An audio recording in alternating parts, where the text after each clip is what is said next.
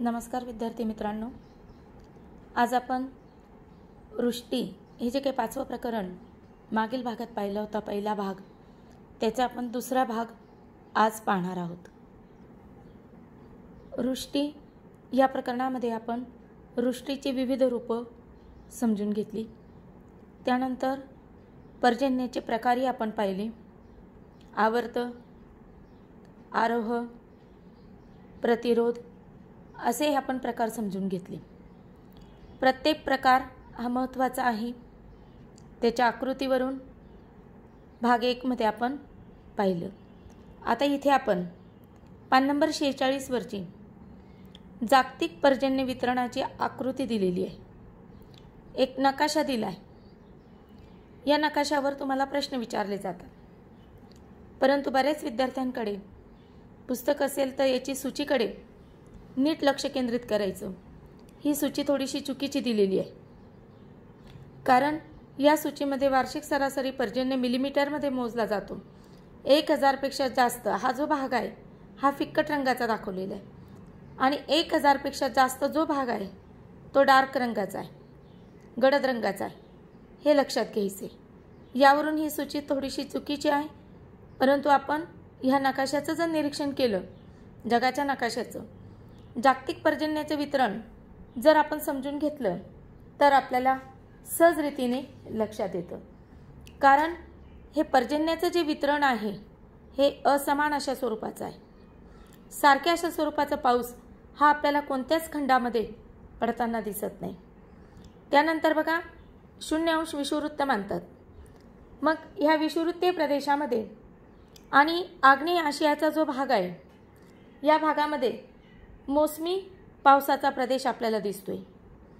त्यानंतर वरचा भाग जो ध्रुवाचा आहे, ध्रुवीय प्रदेश जो आहे, इथे पावसाचं प्रमाण कमी आहे। त्यानंतर काही वाळवंटाचा भाग आहे, तर त्या ठिकाणी सुद्धा पावसाचं प्रमाण कमी आहे। मग जास्त पर्जन्याचा प्रदेश जो आहे हा आपल्याला किनारपट्टी लगत दिसतोय। बघा, तुम्ही पाहू शकता की किनारपट्टी लगतचा जो भाग आहे इथे आपल्याला 1000 मिमीपेक्षा अधिक अशा स्वरूपाचं पर्जन्य हे त्या ठिकाणी पडताना दिसते। आता आपला हा आशिया खंडामध्ये असणारा हा जो काही भारत आहे, भारताचा द्वीपकल्पाचा जो भाग आहे आणि अंतर्गत भागामध्ये पावसाचं प्रमाण हे कमी आहे। आफ्रिका खंडाचा पूर्व भाग, इथे पर्वतीय प्रदेश आहे, परंतु विषुववृत्तीय भागासारखी अभिसरणाची क्रिया मात्र येथे घडून येत नाही। त्यामुळे आफ्रिका खंड हे विषुववृत्ताजवळ असून सुद्धा आफ्रिकेच्या पूर्व भागामध्ये पाऊस हा कमी पडतो, हे लक्षात घ्या। त्यानंतर युरोप खंडाचा जर भागाचा विचार केला तर ह्या युरोप खंडाकडे पूर्वेकडे पावसाचं प्रमाण हे कमी कमी होत गेलेलं आहे, कारण तो प्रदेश अटलांटिक महासागरापासून खूप लांब आहे।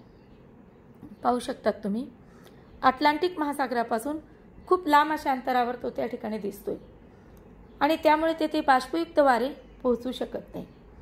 तसंच ऑस्ट्रेलिया खंडाचं निरीक्षण करा, तर हा दक्षिण गोलार्धामध्ये आहे। ऑस्ट्रेलियाची ही जी पूर्व किनारपट्टी आहे ही व्यापारी वाऱ्यांच्या टापूत येते, आणि म्हणून पूर्व किनारपट्टीवर पाऊस पडतो।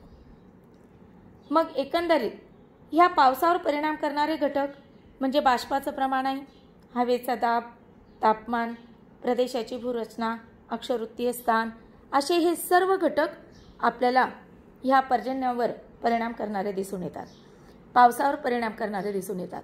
म्हणून ही जी आकृती क्रमांक आहे 5.7, याची जी काही प्रश्न दिलेली आहे, ह्या प्रश्नांची उत्तरं या आकृतीचं निरीक्षण करून लिहायचे।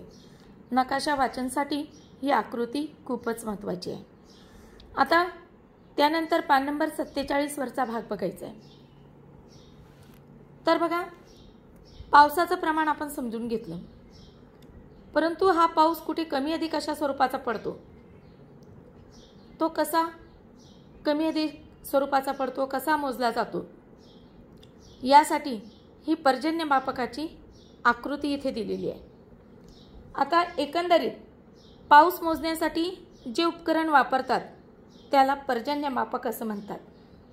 आता बघा, हे पर्जन्य मापक जे आहे ह्या उपकरणामध्ये नरसाळे असते, त्यानंतर बाटली असते आणि मोजपात्र असतं.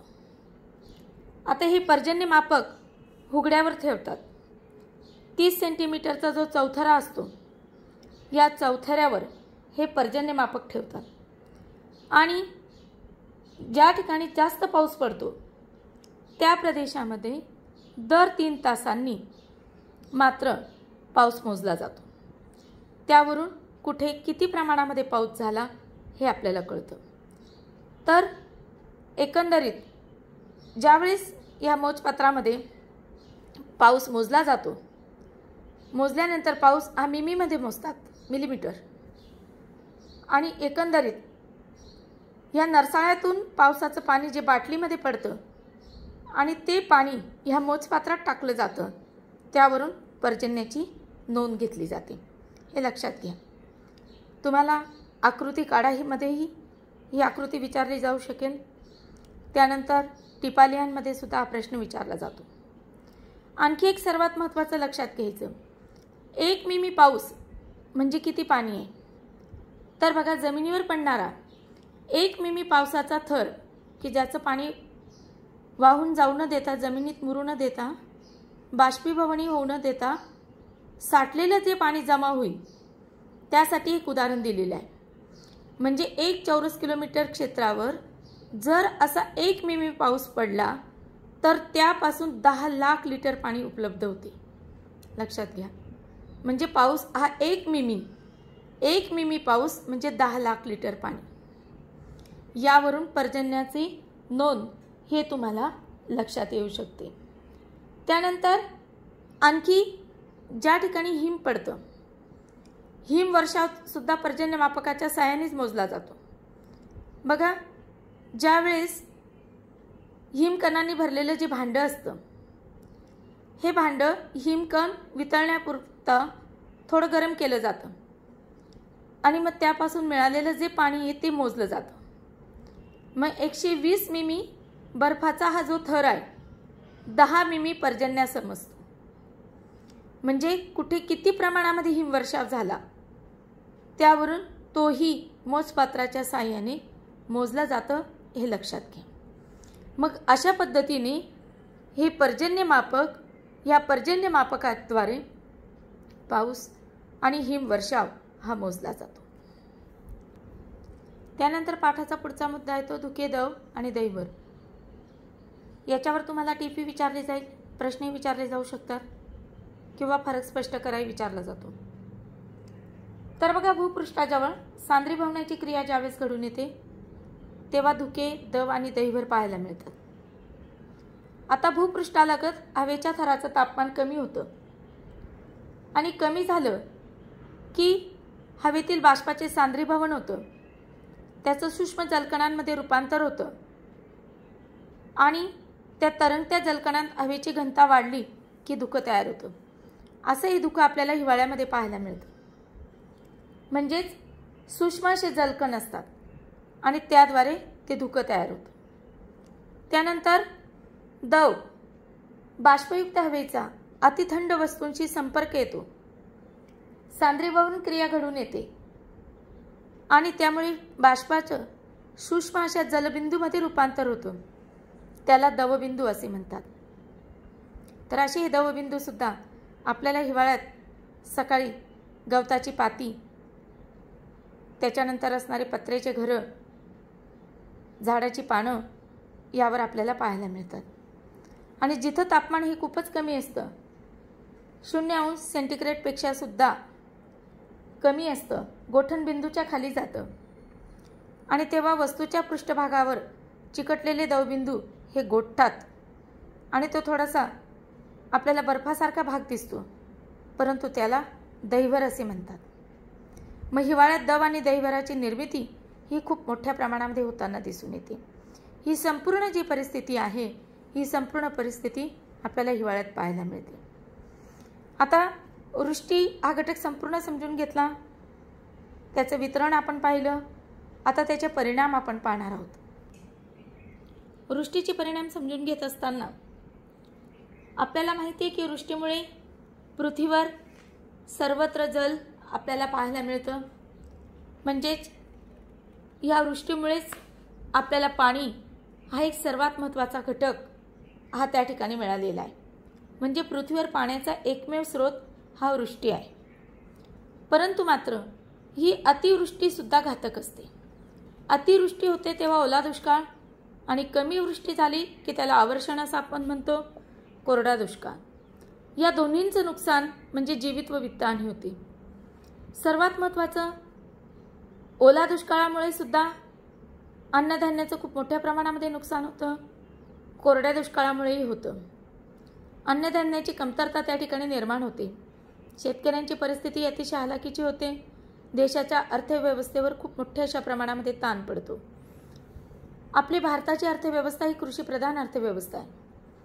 कारण जवळजवळ 70% जनता ही ग्रामीण भागामध्ये राहते आणि त्यांचा प्रमुख व्यवसाय हा शेती आहे. जून ते सप्टेंबर या कालावधीमध्ये जो पाऊस पडतो त्या पावसावर आधारित आपल्या भारतात शेतीचा विकास खूप मोठ्या प्रमाणामध्ये होतो. शिवाय उरलेल्या 8 महिन्याच्या कालावधीमध्ये जलसिंचनाच्या माध्यमातून शेतीचा विकासही खूप मोठ्या अशा प्रमाणामध्ये होताना दिसून येतो. आणि म्हणून आज कृषी क्षेत्रामध्ये भारताने खूप मोठ्या प्रमाणामध्ये प्रगती केली आहे. परंतु भारतातला पाऊस हा सर्वात महत्त्वाचा आहे. तो योग्य प्रमाणात जर झाला तर उत्पन्न वाढते आणि अवकाळी जर झाला तर शेतीचे खूप मोठ्या प्रमाणामध्ये नुकसान होतं. म्हणून पर्जन्याची अनियमितता, अनिश्चितता, वितरणातील असमानता, केंद्रितता, चलनक्षमता असे अनेक असे घटक हे आपल्याला पर्जन्याचे दिसून येतात. आणि त्याचं सर्वात महत्त्वाचं म्हणजे अनियमित, अनिश्चित असापणा. त्यानंतर कधीकधी हिवाळ्यामध्ये दाट धुके पडतं. सकाळच्या वेळेस तुम्ही पाहतात की रस्तेवर सुद्धा मात्र काहीच दिसत नाही. मग लोहमार्ग, जलमार्ग याच्यावर सुद्धा खूप मोठ्या अशा प्रमाणामध्ये विपरीत परिणाम होतो. मग अशा वेळेला अपघात होण्याची परिस्थिती उद्भवते आणि त्यावेळेस बऱ्याचशा वेळेला गाड्या, विमाने यांची वाहतूक सेवा ही रद्द करावी लागते. धुक्यामुळे ही परिस्थिती दिसते. तसंच दहिवर हे पिकांना अतिशय मारक असतं. कारण रस्त्यावर जर पसरलं तर अपघात होतं. दव आणि धुक्याने रोगराई पसरते, पिकांचं नुकसान होतं. परंतु काही पिकांसाठी दव उपयुक्तही असतं. कारण हिवाळ्यामध्ये जे काही गव्हाचं पीक घेतलं जातं रब्बी हंगामामध्ये त्यासाठी सुद्धा ते उपयुक्त असतं. म्हणजे अशा पद्धतीने हे वृष्टीचे परिणाम आपल्याला दिसून येतात. परंतु आता एक सर्वात महत्त्वाची एक समस्या भेडसावते आहे आणि ती म्हणजे आम्ल पर्जन्याची. त्याला आम्ल पाऊस असं म्हणतात. आम्ल पाऊस, त्याला आम्ल वर्षा, आम्लासह पडणारा पाऊस असं त्याला म्हटलं जात असतं. आता हा पाऊस प्रदूषणामुळे विषारी वायूंची, बाष्पाची रासायनिक क्रिया होऊन नायट्रिक व सल्फ्युरिक यासारखी आम्ले तयार होतात आणि ही आम्ले पावसाच्या पाण्यामध्ये विरघळून आम्ल वर्षाच्या स्वरूपात खाली पडतात. आणि त्यामुळे असा हा आम्ल पाऊस पडला तर पृथ्वीवरील सर्व सजीव व निर्जीव यांच्यासाठी घातक असतो. कारण या आम्ल पावसामुळे जलप्रदूषण होते. प्रदूषित जलाशयातील मासे व इतर जलचरांचा मृत्यू होतो. झाडांची पाने करपटतात, जळतात, गळतात. प्रसंगी झाडेही मरतात. पशु पक्षी या आम्ल वृक्षामुळे यांनाही हानी होते. मृदा आम्लधर्मी होते. मृदेमधील असणारं सेंद्रिय द्रव्याचं प्रमाण कमी होतं. सुपीकता कमी होते. शिवाय ज्या काही सर्वात महत्त्वाच्या मोठ्या असणाऱ्या इमारती असतात, लोखंडी पूल, वाहतूक मार्ग, शहरात उभारलेले विविध असे पुतळे, यावर सुद्धा रासायनिक प्रक्रिया होऊन सर्वात महत्त्वाचं मोठ्या प्रमाणामध्ये नुकसान होतं. म्हणजे आम्ल हा पाऊस फक्त सजीवासाठीच घातक आहे अशातला घटक नाही, तर निर्जीवासाठी सुद्धा घातक आहे. हे लक्षात घ्या.